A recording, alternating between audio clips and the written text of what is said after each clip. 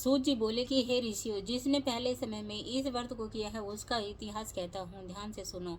सुंदर काशीपुरी नगरी में एक अत्यंत निर्धन ब्राह्मण रहता था। वह भूख और प्यास से बेचैन हुआ नित्य पृथ्वी पर घूमता था। ब्राह्मणों से प्रेम करने वाले भगवान ने ब्राह्मण को दुखी देकर बूढ़े लेकर हारे का रूप धर उसके पास आदर के साथ पूछे कि हे विप्र, नित्य दुखी हुआ पृथ्वी पर क्यों घूमता है? श्रेष्ठ ब्राह्मण, यह सब मुझसे कहो, मैं सुनना चाहता हूँ। ब्राह्मण बोला कि मैं निर्धन ब्राह्मण हूँ, भिक्षा के लिए पृथ्वी पर फिरता हूँ। भगवान, यदि आप इसका उपाय जानते हैं तो कृपा करके कहो। वृद्ध ब्राह्मण बोला कि सत्यनारायण भगवान का मनवांछित फल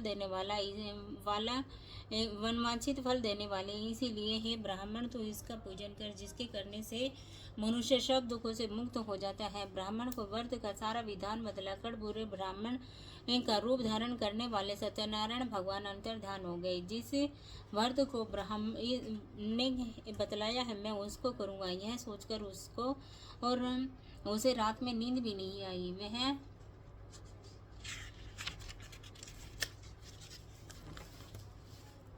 सवेरे उठ सत्यनारायण के व्रत का निश्चय कर भिक्षा के लिए चला। उसको भिक्षा में बहुत सा धन मिला, जिससे बंधु बांधवों के साथ उसने सत्यनारायण का व्रत किया। उसके करने से वह ब्राह्मण सब दुखों से छूटकर अनेक प्रकार से संपत्ति से युक्त हुआ।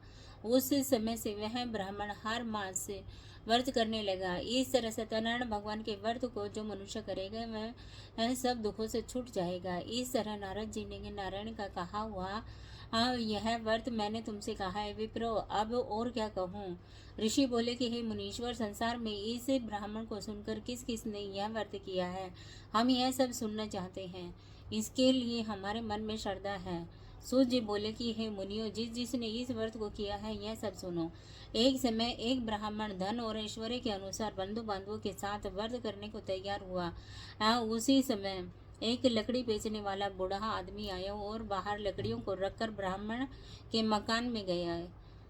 प्यास से दुखी लकड़हारा उनके व्रत करते हुए देखकर ब्राह्मण को नमस्कार कर कहने लगा कि आप यह क्या कर रहे हैं और इसके करने से क्या फल मिलता है, कृपा करके मुझसे कहो। ब्राह्मण ने कहा कि सब मनोकामना को पूर्ण करने वाला यह सत्यनारायण भगवान का व्रत है। इसकी ही कृपा से मेरे यहाँ धन धान्य की वृद्धि हुई है। ब्राह्मण से इस व्रत के बारे में जानकर लकड़हारा बहुत प्रसन्न हुआ। चरणामृत ले और प्रसाद खाने के बाद अपने घर को गया। लकड़हारे ने अपने मन में इस प्रकार संकल्प किया कि आज नगर में लकड़ी बेचने से जो पैसा मिलेगा उसी से सत्यनारायण भगवान का व्रत करूंगा।